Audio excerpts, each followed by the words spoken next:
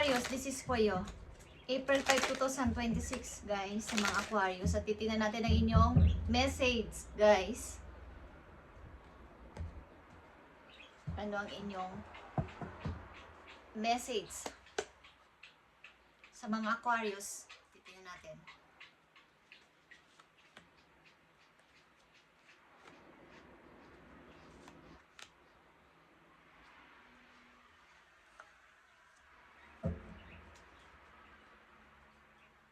Okay, I have a dream. Maging masaya, magkaroon ng masayang pamilya, magkaroon ng masayang kasama sa buhay. Panghabang buhay, guys. Okay, ang inyong pangarap. At magkaroon ng ipon. Ang inyong dream. Aquarius, andito ang King of Pentacles. Isang person na matagumpay sa buhay. May trabahong maganda, maayos ang pamumuhay, lalo na sa pananalapi, guys, at sa negosyo kung kayo ay nagninegosyo. At ang ilan sa inyo ay may bagong taong nakilala o may makikilalang tao. Babago pa lang ito. At meron din kayong pinagpipilian. Guys, maaring ito ay lugar. Gusto nyo matupad ang inyong pangarap. Okay.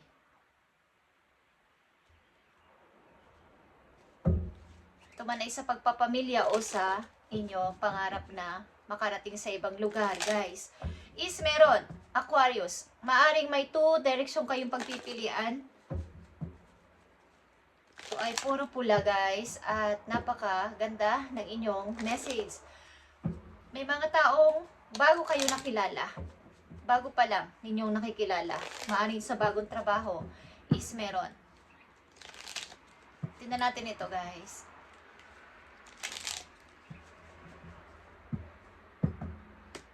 Para to sa Aquarius, April 5, 2026. Okay, tingnan natin itong 2 of Cups, Ace of Cups, 4 of Pentacles, and 2 of Wands, guys. Okay. Kailangan ko magmadali. Kailangan ko magmadaling magdesisyon dito sa aking pangarap na to. Okay? Kailangan ko magmadali na ito ay matupad. At okay. 2 of Cups is 8 of Wands.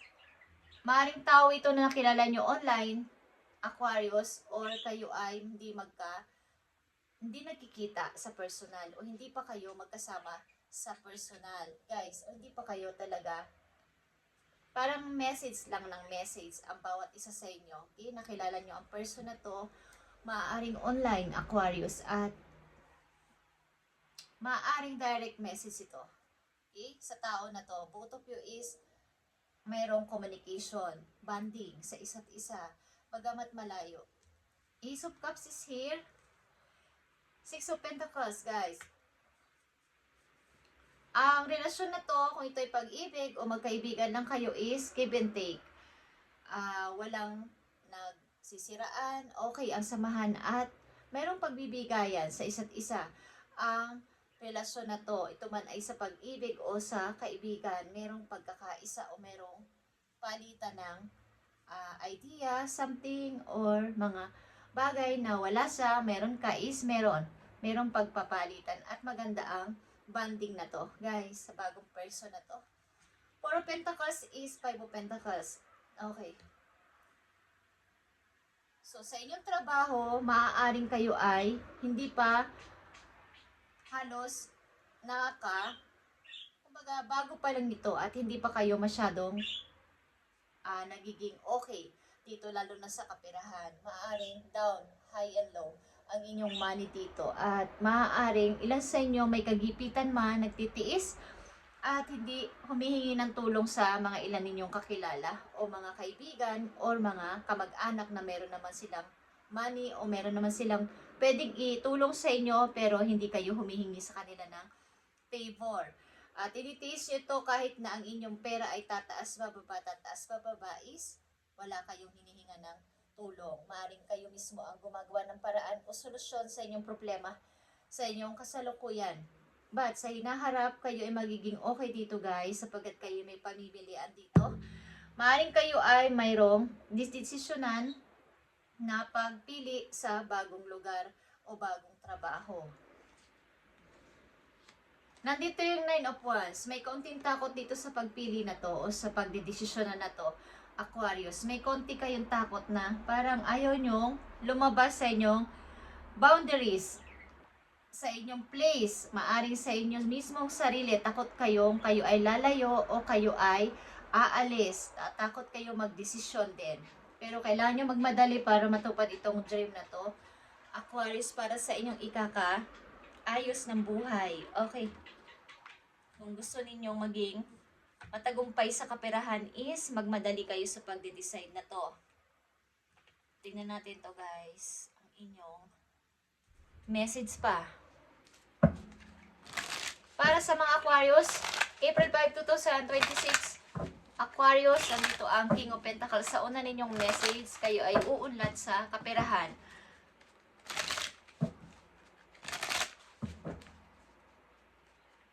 Tingnan natin itong 8 of Wands. Guys, 6 of Pentacles. Hindi naman kayo masyado ditong nagiging parang maliit na obstacle lang to, minor na kawalan paminsan-minsan ng pera o pangangailangan is may konting pagtitiis, pero hindi naman yun talagang tipong walang-wala kayong pera. Okay, meron lang kayong kinukonsider na ayaw nyong humingi ng favor sa inyong mga kamag-anak o kakilala.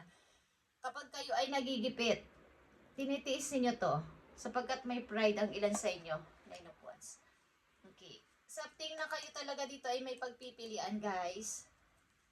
At napakahirap nitong mag-decide sapagkat meron kayong takot o kulang sa confidence sa sarili na kaya ko to, kakayanin ko to. Okay? Maaaring ito ay bagong word. 8 of Wands, guys. Point of Sword. So, bagamat ito ay bonding ng dalawang tao, is meron kayong pag-iisip-isip na maging practical dito. Kahit ito ay mahal ninyo o kahit ito ay okay naman, is may konti kayong hindi kayo nagbibigay ng masyadong emosyon dito o nag-i-invest ng inyong emosyon sa bonding na to, guys. Maaring mayroon kayong sarili ding pinaniniwalaan sa buhay na kailangan nyong maging practical. Okay. 6 of Pentacles is King of Wands, guys. Okay.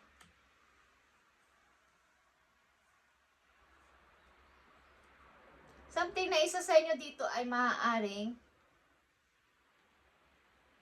ito ay pag-ibig ng dalawang person, guys, na maaaring malayo sa isa't isa. May pagbibigayan. Bagamat kayo ay separate ng mga ginagawa sa buhay, andito yung give and take na pagbibigayan sa isa't isa ng dalawang person na magkabanding sa malayong lugar. Okay, o magka-relasyon sa magkaibang lugar. Is meron kayong iba't ibang ginagawa o magkaiba kayo ng ginagawa sa buhay, pero merong communication, merong respeto sa isa't isa. Okay, maaaring ang isa dito sa inyo ay nakapokus sa trabaho lang at pagpo-provide sa pamilya. Maaaring breadwinner din. Okay. Aquarius. Andito ang 5 of Pentacles. Queen of Wands is here, guys. May lungkot dito. Bagamat kayo ay nagtitiis at nagpapakatatag sa sitwasyon na to bilang isang, kung kayo mother o father dito, is may pagtitiis sa sitwasyon na to at nanatiling strong sa struggle na to. Maaaring ito ay kaperahan. May problema kayo sa kaperahan at kakulangan dito is meron kayong pinapatatag nyo ang puso ninyo, ang isip ninyo sa pag-handle nitong sitwasyon na to. At may lungkot. May lungkot ang mga Aquarius dito. Maaaring kung kayo may anak dito, separate kayo sa inyong dating naging kasama sa buhay at may bago kayo ngayong karelasyon o kinakausap online, but andito yung may pagka-practical kayo sa inyong isipin na sa ngayon. Okay, Aquarius. Okay, andito na ang Chariot, guys. You need to decide and you need to choose na dito.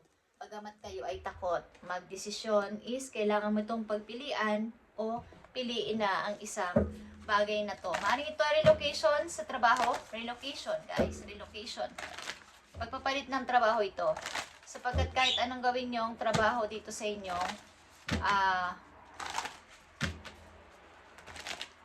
kasalukuyang trabaho, kahit ang gawin yung pagsisikap, walang pagtaas ng sweldo o pagtaas ng inyong posisyon.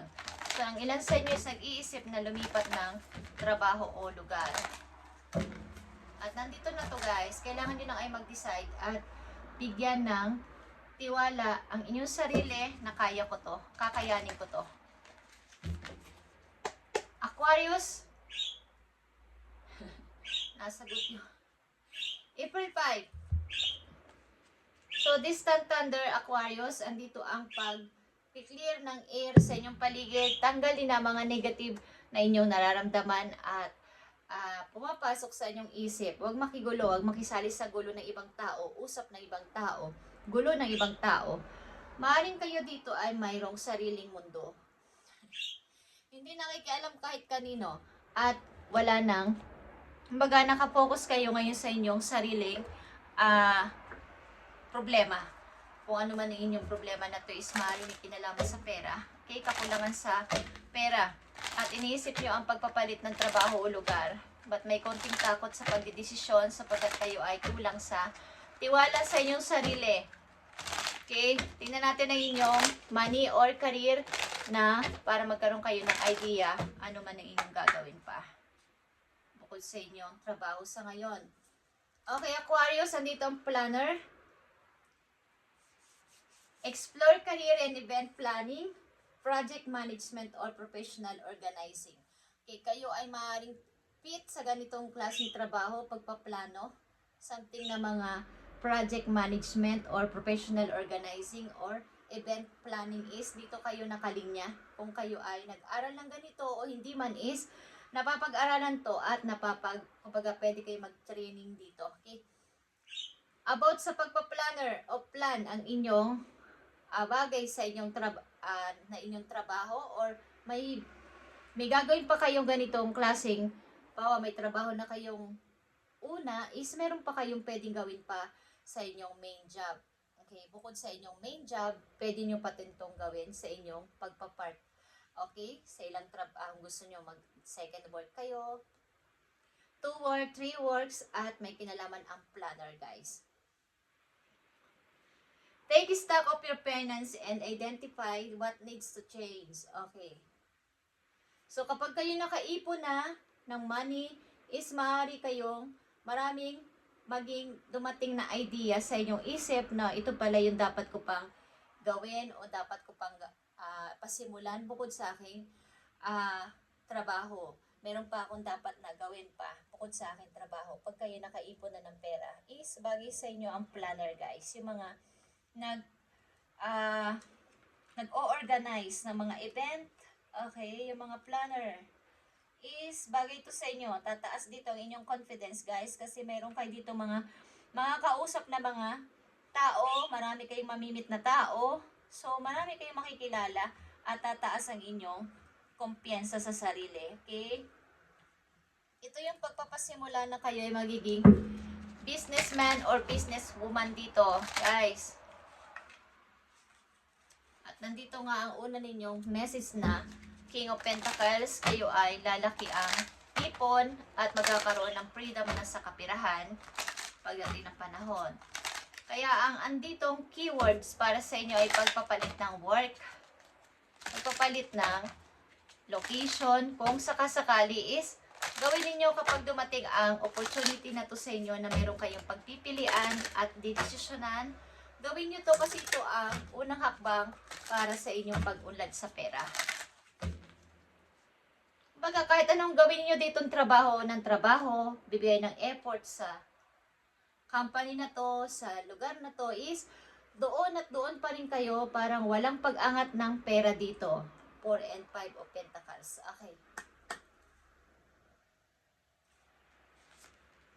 Last message for you. Aquarius, liberation is here. Ito ay dragonfly, guys.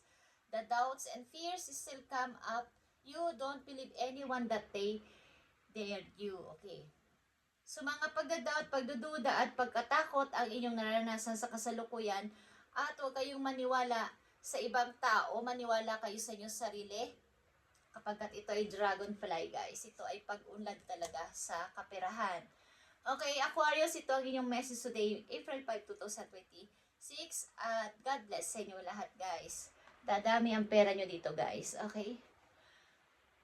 Pasimulan nyo na magdesisyon at magtiwala sa inyong sarili. Huwag kayong matakot lumabas at huwag nyong limitahan ang inyong kakayanan, guys. You need to choose and mag-decide na. Dito, magmadali kayo para matupad ang inyong dream. 9 of Cups and 7 of Pentacles is here. Para hindi na kayo problema sa mga pera. Kung ayaw naman ninyong humingi ng tulong sa iba at humingi ng favor sa iba, andito na yung sagot sa inyong problema. At fit din kayo sa negosyo na to, yung mga planner, okay, mga event, event, parang organization, may sasalihan kayo o may tatatag kayo ng ganong klaseng organization na may mga tauhan, may mga ikaw yung magpa-plan, sila yung gagawa. Okay? So, pag kayo nagkaroon ng ipon, Aquarius, ito ang gawin ninyong isa sa mga gagawin ninyong business or pagkakaabalahan bukod sa inyong trabaho. Thank you, Aquarius, and God bless.